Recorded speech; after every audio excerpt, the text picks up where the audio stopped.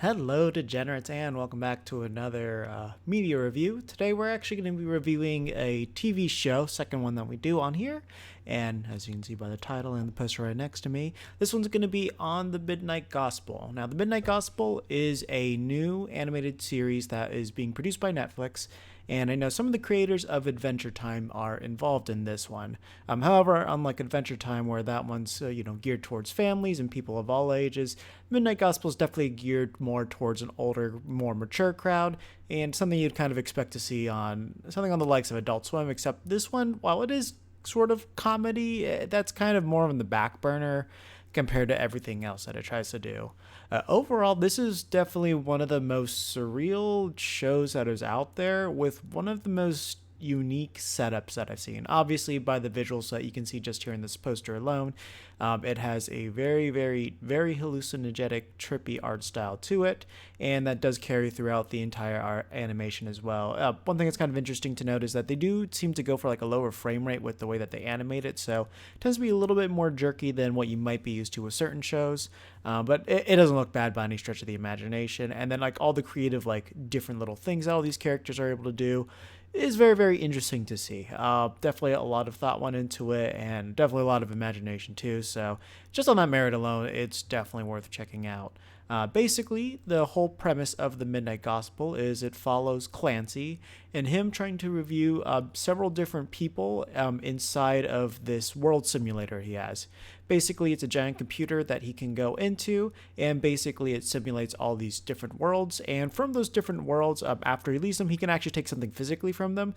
So it's like, while it's technically virtual, it's kind of real too, as the physical objects from that world will manifest in the real one should he bring them out of that simulator. And what he's doing is he's trying to film a podcast called The Midnight Gospel for his one faithful subscriber. And then, just finds somebody there and just tries to talk about a lot of different philosophy things. Generally, it revolves a lot about like Hindu and Buddhist philosophies and like some other things as well. And the topics and discussions they have are very interesting. And then, like with the other one I forgot to mention is like drugs as well. Like the first episode kind of focuses a lot on that, with a pretty clever spin. I won't get too much into spoilers, but I'll definitely talk about the first episode a bit. Just so you can kind of like get an idea. Basically, the first one they talk mostly about hallucinogenic drugs and all that, and kind of how the way that they really should be treated and all that stuff. Basically, it kind of comes down to the idea where it's not really the chemical that's kind of the issue. It's more the stigmatization around it, around like how it can get kind of like messed up and all that stuff, and people using these things at the wrong time, the wrong place, and just like getting bad batches and all that stuff. And they do some like really cool analogies with it. In this case, he goes into a world that's being overrun by zombies.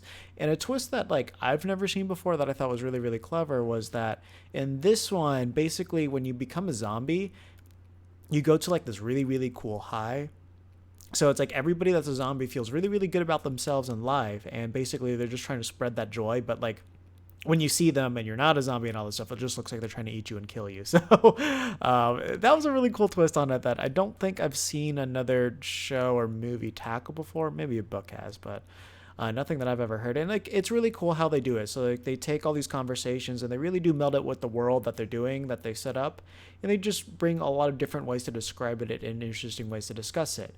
One thing that really lends to the really unique pacing that the show has is that a lot of the segments and interviews that they have are actually animated segments of it's segments.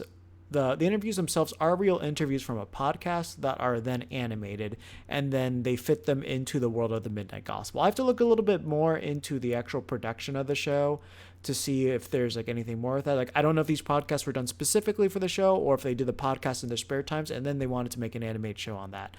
Not entirely sure. That's something that I'd have to do research on. It's something you could do research on to just kind of find out that more. But yeah, that's kind of the one thing that's interesting. So it's like you are watching a cartoon. Basically, whenever Clancy's about to go into the simulator, that feels like a normal show. And then once he gets into the actual simulator world itself, he might explore the world a little bit. But once he starts interviewing somebody, then that's when it feels like a podcast with visuals to it. And it's just a very unique like style to present itself, especially in the form of like an adult animated cartoon as well. It's like, it's not really an exciting, thrilling thing to watch. It's more of a really calming, thought provoking thing to watch. And I think depending on what's going on in your life during all these specific moments and all that stuff, I think you'll come away with different things between each episode. As I mentioned, it's like, they do talk about like a Buddhist philosophy. A lot of talks about death and just kind of like finding yourself, freeing yourself from just like more of like the physical world and all that stuff.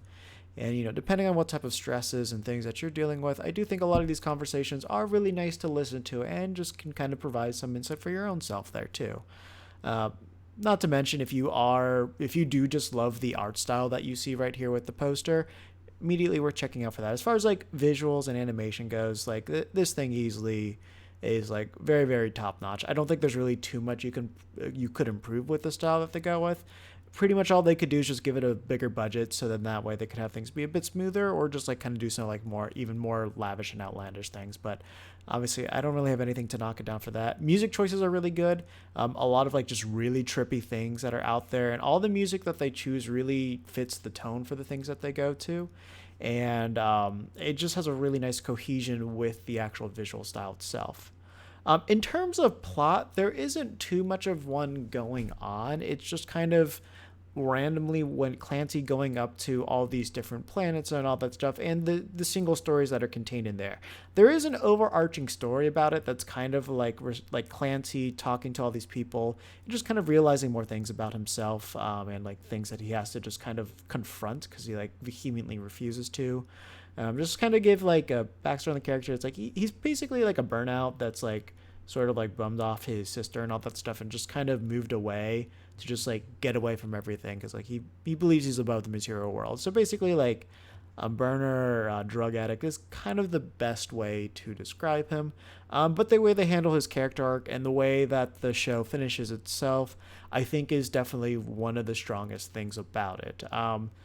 Definitely the full thing will come full circle when you do get to that final episode. That one is definitely one of the highlights. That one and the graveyard episode are definitely my two favorite episodes of the entire show. But, depending on what happens in my life, I might even find some other ones that I would enjoy out of this.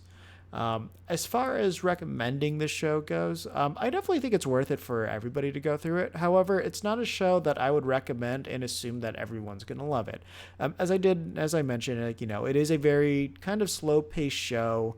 I wouldn't be surprised if like how like out there the visuals are might hurt some people's eyes. Like it's not to the level of something like The Problem Solvers, but it's like definitely like really bright and out there, very trippy and weird looking. So maybe not everybody will like that, but me personally, I love the style that they went for there, and it's not really ugly or anything like that. Like it looks very good. So it's like, and if you also are more interested in those philosophy discussions and all that stuff too, definitely worth checking out for all of that. And one thing that's really nice about seeing a show like this, and especially the fact that like, Netflix has been out for all these years at this point, and they're still pushing out shows like this. And then like, like the Love and Robots one that they did, I think it was like 2 years ago now. It's just showing that they're really willing to take like a bigger risk with more experimental shows, just like allowing creators to do like more things that they would rather do that's more personal to them. And for that, I'm very happy to see that this show has even made it and actually did gain quite some traction at first. Like I definitely saw a lot of like discussion about it just in terms of like kind of tweets as I was browsing, and I just felt like I saw like the images of Midnight Gospel a good amount. At this point, it seems like all discussion about it's kind of died down. The show itself is finished, and I don't really feel like there's really too much of a need to go back and return to it. But definitely all the conversations that are in there are things that you could expand upon quite a bit if you want to just like have a topic and discussion of somebody. Like if you're looking for something to just like casually bring up with somebody and have a pretty in-depth conversation with, this is kind of a good place to start, I would say. Just because it's just like everybody's views on these different topics that are presented here. It's just something that I think everyone's going to have a very completely different mindset on, especially based on their experiences that they've had. So overall, I think final ratings, I would give this show a 7 out of 10. It's definitely a good show. Not one of my favorites, not one that I'm like rushing to come back to anytime soon, but I could see myself returning back to it in like 5 years time or something like that and kind of see like what are my thoughts on it at that point. I think it's very much one of those shows where the longer you let it digest and then like the longer it takes for you to come back to it, I do feel like it's one of those that you might come away with something more from it every single time you go back to it after you've gone through more events in your life. And honestly, depending on everything goes on this year, I might come back with significantly different life experiences at that point. As I was mentioning before, you can stream this on Netflix, so very, very easy to check it. I wouldn't be surprised if a lot of you guys have a Netflix subscription at this point. So with that said, that's going to kind of conclude the video here. Great animation, great music, very interesting topics of discussion. While not story heavy, it's not really a detraction, but the story elements that they have are very good, and the side characters they have are very fun too. I guess that's something other thing I have to say. So yeah, let me down in the comments below. What were your thoughts on the show? Did you watch it? Did this video get you interested in seeing it? Do you like it? Did you dislike it? Did you like my discussion on it? Let me know. Let me know down below. What would you like to see more from me from these style of videos?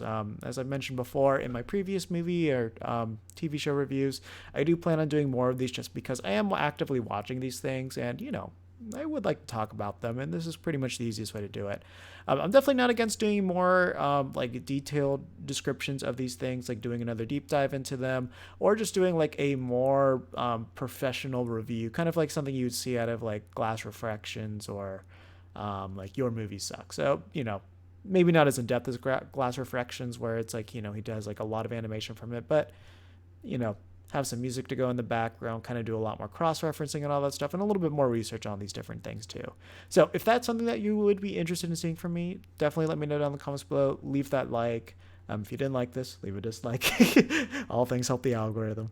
But yeah, so hopefully you guys check this out. Hopefully we'll have a little bit of a discussion about that. And until then, take care of yourselves until the next one.